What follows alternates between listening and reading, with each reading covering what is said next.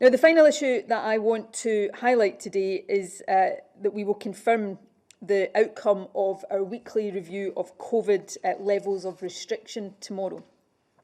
As I've mentioned before, one of the issues we're looking at very closely is whether current restrictions are reducing COVID rates quickly enough in some areas, particularly in parts of the west of Scotland.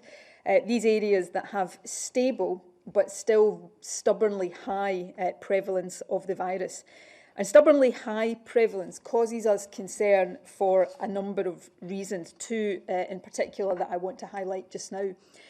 Firstly, it means that we don't have enough assurance, or as much assurance as we would want to have, that our hospital and intensive care services are able to cope as we go deeper into the winter. We know that winter always brings additional pressures on the NHS, and ensuring that it can cope with those pressures as well as COVID is absolutely crucial. And that's why regional hospital and intensive care capacity are important factors in our decision making when we consider what level of restrictions will be assigned to each area. The second reason I want to highlight is this one.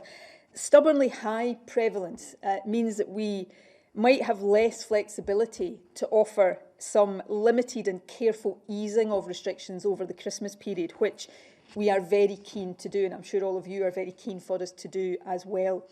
So moving to level 4 restrictions for a limited period in some areas, while not a decision we'll ever take lightly because of the wider economic and social impacts, would help us to address both of these concerns.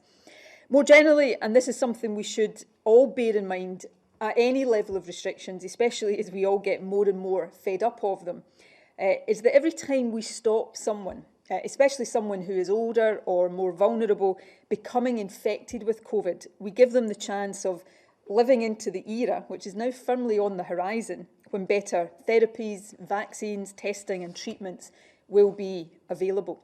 And I think that motivation for all of us as we are living under these restrictions right now is important to bear in mind. The end is not quite with us, but we can see hope on the horizon now that perhaps we couldn't just a few weeks ago.